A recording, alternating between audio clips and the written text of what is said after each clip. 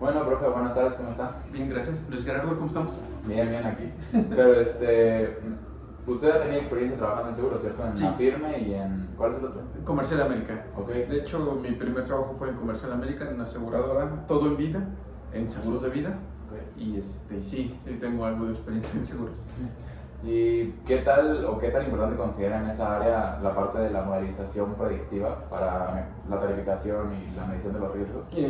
Muy importante, que en casi todas las áreas de precisamente nuevos productos, de reservas, de cálculo de capital, es muy importante la modelación. Por ejemplo, en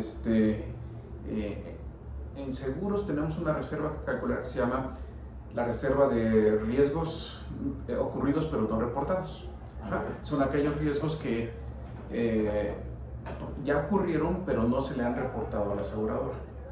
O sea, son siniestros que ya ocurrieron. Por ejemplo, tuve un accidente en la casa o en la empresa o en el carro y por X o Y razón no la he reportado a la aseguradora. Entonces la aseguradora está obligada a crear una reserva para esos futuros o posibles reclamos. Okay. Entonces se utilizan modelos para predecir los reclamos que pudieran llegar a presentarse. Ya pasaron pero no se han reportado. No se han reportado, exacto. Okay. Entonces me gustaría preguntarle cómo se han ido transformando estos modelos predictivos, o sea, qué tipo de herramientas han usado como Machine Learning o un análisis multivariado más o menos, y cómo esto afecta a los procesos tradicionales en la tarificación de los seguros.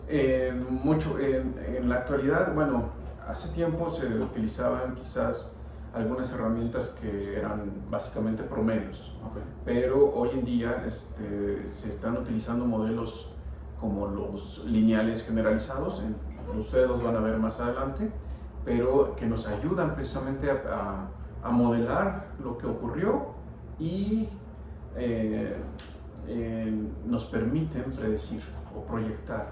Entonces, son muy importantes y además de otras herramientas, ¿no? Además de otras herramientas, también se pueden ajustar estos modelos utilizando técnicas como el bootstrapping, también lo van a ver más adelante, pero básicamente eso. Igual, por ejemplo, relacionado a esto, ¿qué factores o qué variables cree usted que son como las más importantes o que tienen un mayor impacto al momento de predecir un riesgo, ya sean de factores externos o, por ejemplo, factores biométricos como para identificar a una persona, o qué es lo que usted consideraría para estos modelos más? Ok, bueno, va a depender, ahí sí va a depender en el área en que estemos. Puede ser de reservas o de nuevos productos. Si son nuevos productos, sí tenemos que fijarnos o tenemos que analizar, poner más atención en lo que estamos en el producto, ¿no? Asegurando, exacto. Entonces, si son personas, son autos, en las características de las personas o de los autos. Pero en reservas quizás es más el comportamiento, ¿no? El dato duro, el dato general. Entonces, es diferente, sí, es completamente diferente o distinto dependiendo el área en donde estemos trabajando. Okay. También, ¿cuáles son los principales riesgos éticos o como los sesgos a los que se enfrenta una aseguradora al momento de usar estos modelos como para predecir eventos? Es muy importante la ética. Sí, el actuario va a estar enfrentándose a tomar decisiones difíciles siempre, constantemente. Entonces es muy importante tener claro que lo que diga el modelo precisamente es eso, ese es el resultado. No podemos estar modificando o alterando el resultado de un modelo, por muy bueno o por muy malo que sea. Sí. Okay. También, ¿de qué manera como la implementación de este tipo de modelos puede llegar a reducir la selección adversa dentro de un mercado asegurador? O sea, más o menos como mejorar al final el rendimiento de las aseguradoras y de la experiencia de los usuarios también. Mucho. El modelo nos puede decir qué es lo que nos va a decir, qué es lo que nos va a afectar. El modelo nos puede decir que las reservas se deben de incrementar y entonces el capital requerido por la compañía debe de incrementarse y eso afecta la utilidad de los socios o de los inversionistas. Entonces, desde ese punto de vista, el comportamiento de la aseguradora se va a ver afectado, va a tener que quizás incrementar tarifas, va a tener que quizás buscar otro socio o poner en riesgo su operación. Entonces, y esta parte justo de como decisiones más duras, que es lo que usted dice que se enfrenta, de aumentar costos o tomar medidas más drásticas, ¿cómo se maneja con una actitud ética? O sea, ¿cómo se aplica esa parte en esto? Lo ético es, el modelo nos dice que tenemos que incrementar las tarifas, entonces hay que buscar las formas de subir esas tarifas. ¿Por qué? Porque la responsabilidad que tiene la aseguradora es con muchas personas, con muchas empresas que afectan las vidas de las personas. Entonces, si no toma esa decisión, va a poner en riesgo el funcionamiento de la aseguradora, la operación de el negocio en marcha, como se le conoce, negocio en marcha de la aseguradora. Y eso se puede poner en riesgo. ¿Qué puede pasar?